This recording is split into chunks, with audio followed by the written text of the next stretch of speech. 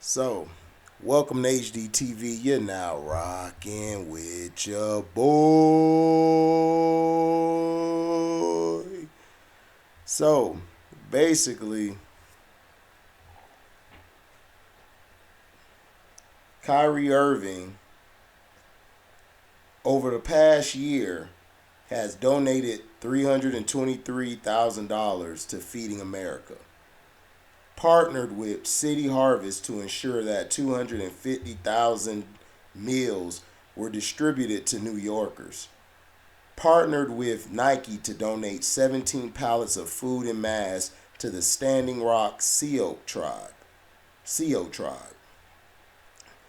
committed $1.5 million to help pay WNBA players who opted out of the 2020 season, paid off the college tuition of 9 HBCU students from Lincoln University, purchased the house for the family of George Floyd, according to former NBA player Steven Jackson. Now, also what he has done, he's donated $65,000 to assist Shankila Robinson's family's legal and funeral expenses. And Kyrie Irving is helping Shankila Robinson's family deal with the financial burden of funeral costs and legal fees as they fight for justice. A spokesperson for the Brooklyn Nets guard confirmed the GoFundMe donation late Friday, November 18th evening to Yahoo. We face a tremendous, unexpected financial burden and a great deal of pain as we prepare to lay my sister to rest. Shankila's sister, Keela, Long, I apologize if I messed both ladies' name up, wrote on GoFundMe. At the time of this writing, the family has exceeded $300,000 in donations, including a $65,000 contribution from Irving. Excuse me about that. As previously reported by Revolt, Shankila was found dead inside of a rental property in Los Cabos, Mexico. On October 29th, the North Carolina native was there to celebrate her birthday with a group of people she believed to be her friends. Members of the group claimed Shankila was found unconscious after suffering from alcohol poisoning a day after her arrival. However, an autopsy revealed she suffered a broken neck and trauma to her back. Suspicions surrounding her death grew grimmer when cell phone footage emerged showing Shankila and another woman involved in a physical altercation. When speaking to TMZ, the 25-year-old's father, Bernard Robinson, said the footage of the fight proves Shankila was attacked. They attacked her and she was naked. Bernard said in the interview posted Saturday, November 19, he added that his daughter was not the type to pick a fight. She's not a fighter at all, ma'am. For them to do what they did, ma'am, it just seemed like it was a plot because they couldn't have done that over here, ma'am. Overcome with emotion, he continued, they just put a hole in my heart. That was my only child. I'm just heartbroken, ma'am. You know, I can't even be a granddaddy. Can't walk her down the aisle. Can't hear her voice. Can't hear her say daddy. Y'all just don't know. Y'all just don't know what that has done to me. On Thursday, November 17th, the FBI officially launched an investigation into Shankila's ultimate demise. Wow, it took that long. The Attorney General in Mexico has also declared her death a femicide, a form of a gender-based hate crime. When it comes to the justice, Bernard wants to see those responsible for his daughter's death charged and punished accordingly. Watch Bernard Robinson's interview with TMZ below. And hold on, fair use act. They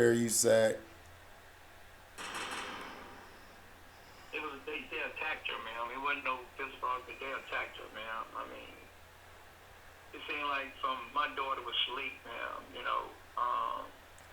For all of them to be in that room, and then, they come in there like, I don't know, she woke up or whatever, the way it seemed like they attacked her, man. And she naked, man.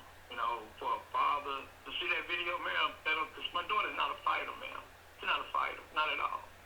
For them to do what they did, man, it just seemed like it was a plot because they couldn't have did that over here, man. They couldn't have did that over here, where her friends, all her friends are. It went down like that, man.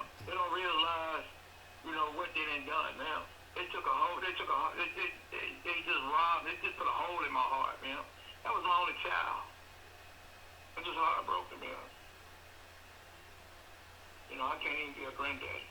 Can't even walk her down the aisle, man. Can't even hear a voice. Can't even say daddy. Mom, can't even say daddy. Can't even say grandma. Y'all, I just don't know. Y'all just don't know what this has done to me.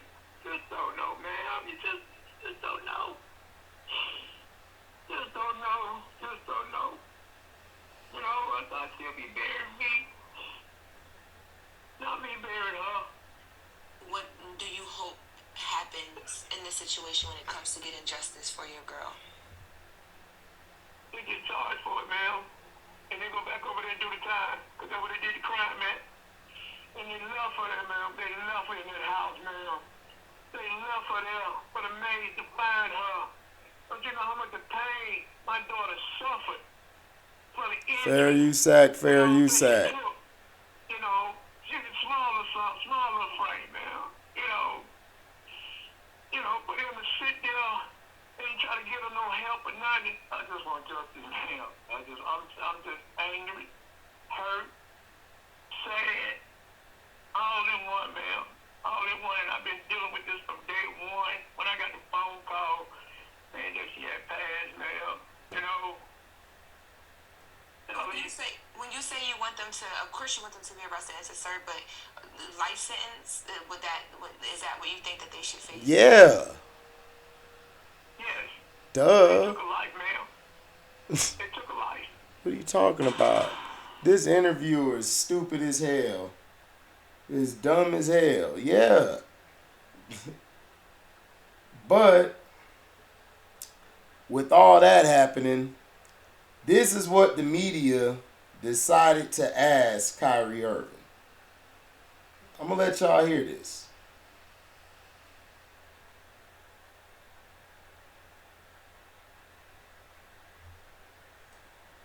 Excuse me.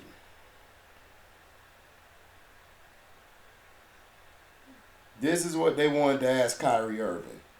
Fair USAC, fair USAC, fair USAC. Now, after he did all that stuff, this is what they wanted to ask Kyrie. Hey, Kyrie, how did it feel getting out there for the first time since the last time you were out there? Felt good. Just miss my teammates, miss the coaching staff. Yep, miss the teammates. Getting prepared with them in the morning or in the rising, and then carrying over to the game. Felt good. Mm-hmm. What do you think, I guess, is going to take for you guys to catch your stride as a unit and build that chemistry that you guys need to get? Just trust what Jock has going on in terms of leading our coaching staff. And then us as players, just going out there and having fun. Not putting too much pressure on ourselves. Right. But it felt good to get this game out of the way. Right. With the rest of the season. Did you ever have any fears, doubts, whatever, that you would never get this chance that you guys wouldn't be able to work through this and get you back here to playing for the Nets again? Never had a doubt. Oh, hold on. Hey, Kyrie, there was a group of about 100 people outside. A doubt.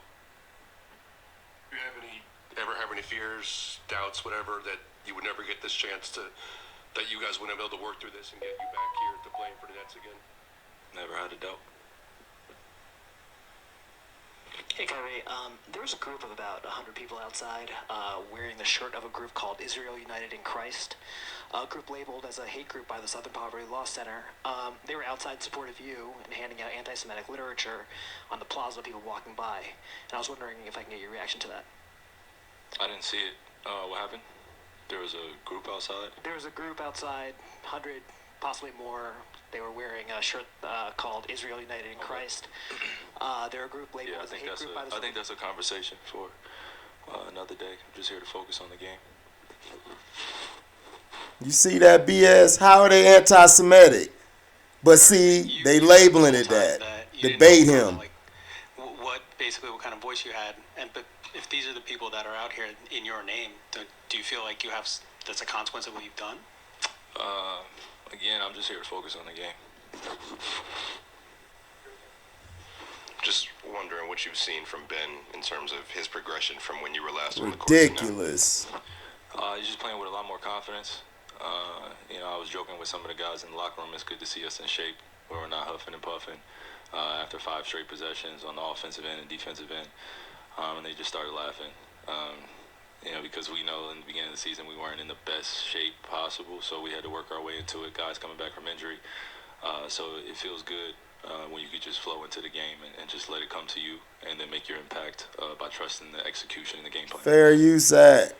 Does wear on your condition at all, and do you have to kind of get back in the flow? I mean, you saw me dribbling the ball out there. I mean, the ball was just miraculously just going out of my hands. So that's just some rust and just getting back into NBA basketball. There's no way I can create NBA basketball when I'm just sitting at home with my friends. As much as I want to compete with them, as much as I love it, it's just nothing like being out here.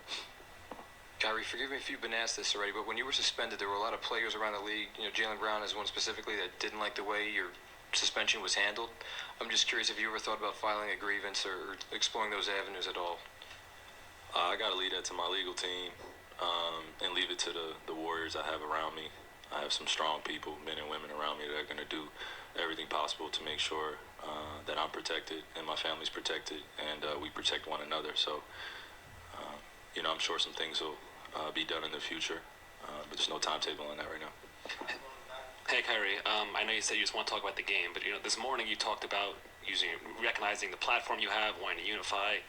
You're being asked about things that are being said in your name in reaction to the movie you promoted. I'm curious, I guess, how do you go about deciding when's the time to use a platform and when's not, and when you decide you're going to react when you say it's one here to talk about basketball?